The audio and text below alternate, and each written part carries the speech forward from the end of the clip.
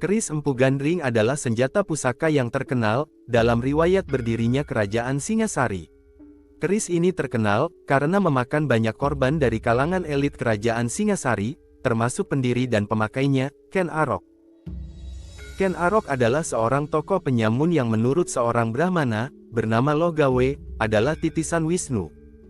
Ken Arok memesan keris kepada seorang empu, dengan waktu 1 malam saja, yang merupakan pekerjaan hampir mustahil dilakukan para empu. Keris itu dibuat oleh seorang pandai besi yang dikenal sangat sakti, yang bernama Empu Gandring. Empu Gandring menyanggupi pembuatan keris dalam 1 malam, dengan kekuatan gaib yang dimilikinya. Setelah selesai menjadi keris dengan bentuk dan wujud yang sempurna, bahkan melebihi kemampuan supranatural yang konon dikatakan melebihi keris pusaka masa itu. Empu Gandring menyelesaikan pekerjaan membuat sarung keris tersebut. Namun, belum lagi sarung tersebut selesai dibuat, Ken Arok datang mengambil keris tersebut, yang menurutnya sudah 1 hari dan harus diambil. Kemudian Ken Arok menguji keris tersebut, dan terakhir keris tersebut ditusukkan pada Empu Gandring, yang menurutnya tidak menepati janji, karena sarung keris itu belum selesai dibuat. Dalam keadaan sekarat, Empu Gandring mengeluarkan kutukan, bahwa keris tersebut akan meminta korban nyawa 7 turunan dari Ken Arok. Tunggul Ametung adalah kepala daerah Tumapel, yang saat itu merupakan bawahan kerajaan Kediri yang dipimpin oleh Kertajaya yang bergelar Dandang Gendis. Tumapel sendiri adalah pecahan dari sebuah kerajaan besar, yang dulunya adalah kerajaan Jenggala yang dihancurkan Kediri, di mana kedua-duanya awalnya adalah satu wilayah yang dipimpin oleh Airlangga. Ken Arok membunuh Tunggul Ametung untuk mendapatkan istrinya yang cantik, Ken Dedes. Ken Arok sendiri adalah pegawai kepercayaan dari Tunggul Ametung, yang sangat dipercaya. Latar belakang pembunuhan ini adalah, karena Ken Arok mendengar dari Brahmana Logawe, bahwa barang siapa memperistri Ken Dedes, akan menjadi raja dunia.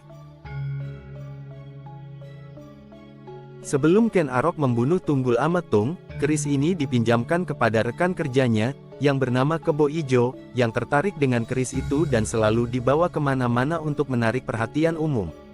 Bagi Ken Arok sendiri, peminjaman keris itu adalah sebagai siasat, agar nanti yang dituduh oleh publik Tumapel adalah Kebo Ijo, dalam kasus pembunuhan yang dirancang sendiri oleh Ken Arok. Siasat berhasil dan hampir seluruh publik Tumapel, termasuk beberapa pejabat percaya, bahwa Kebo Ijo adalah tersangka pembunuhan Tunggul Ametung. Ken Arok yang saat itu adalah orang kepercayaan Tunggul Ametung, langsung membunuh Kebo Ijo, yang konon dengan keris pusaka itu. Setelah membunuh Tunggul Ametung, Ken Arok mengambil jabatannya, memperistri Ken Dedes yang saat itu sedang mengandung, dan memperluas Tumapel, sehingga akhirnya mampu menghancurkan kerajaan Kediri. Ken Arok sendiri, akhirnya mendirikan kerajaan Singhasari.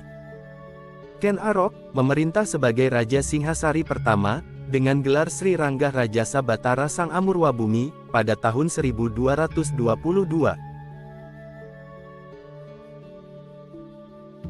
Rupanya kasus pembunuhan ini, tercium oleh Anusapati, anak Ken Dedes dengan Tunggul Ametung, setelah mengetahui semua kejadian itu dari ibunya Ken Dedes, dan bertekad menuntut balas.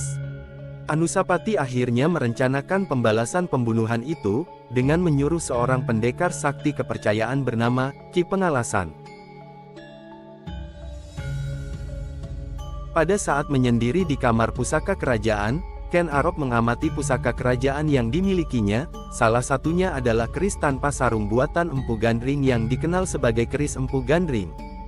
Ia ingat kutukan Empu Gandring yang dibunuhnya, ia bermaksud memusnahkannya, namun ternyata keris tersebut melayang dan hilang. Sementara Anusapati dan Ki Pengalasan merancang pembunuhan tersebut, tiba-tiba keris tersebut berada di tangan Anusapati. Anusapati menyerahkan keris kepada Ki Pengalasan, yang bertugas sebagai eksekutor terhadap Ken Arok. Tugas itu dilaksanakan. Dan untuk menghilangkan jejak, Anusapati membunuh Ki Pengalasan dengan keris tersebut. Anusapati mengambil alih pemerintahan Ken Arok, tetapi tidak lama, karena Tohjaya, putra Ken Arok dari Ken Umang, akhirnya mengetahui kasus pembunuhan itu. Tohjaya pun menuntut balas. Tohjaya mengadakan acara sabung ayam kerajaan, yang sangat digemari Anusapati. Ketika Anusapati lengah, Tohjaya mengambil keris Empu Gandring tersebut, dan membunuhnya di tempat. Tohjaya membunuhnya berdasarkan hukuman, di mana Anusapati diyakini membunuh Ken Arok. Setelah membunuh Anusapati, Tohjaya mengangkat dirinya sebagai raja menggantikan Anusapati. Tohjaya sendiri, tidak lama memerintah, muncul berbagai ketidakpuasan, baik di kalangan rakyat dan bahkan kalangan elit istana, yang merupakan keluarga dan saudaranya sendiri, di antaranya Mahisa Campaka dan Dia Lembu Tal.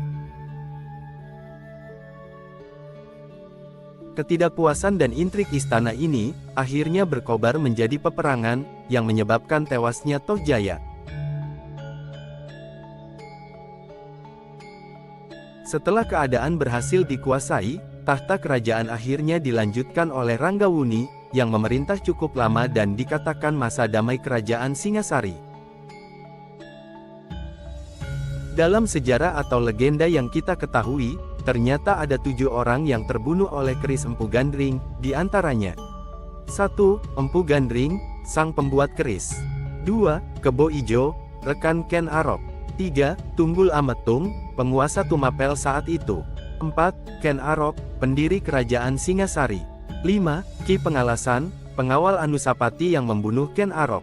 6. Anusapati, anak Ken Dedes, yang memerintah Ki Pengalasan membunuh Ken Arok. 7. Tohjaya, putra Ken Arok dari selirnya, Ken Umang, tidak terkena oleh keris itu, tetapi terluka oleh lembing dan akhirnya tewas karena luka-lukanya. Satu lagi yang terakhir adalah Ken Dedes, yang mati oleh keris itu. Kemudian keris itu diambil oleh Raja Jawa, yang memiliki kesaktian luar biasa untuk dimusnahkan. Keris itu dibuang ke kawah Gunung Kelut, di Jawa Timur. Begitulah kisah Ken Arok dan perjalanan keris Empu Gandring, pada masa kerajaan Singasari. Setelah keris Empu Gandring dibuang ke Gunung Kelut, sampai sekarang tidak diketahui lagi keberadaannya.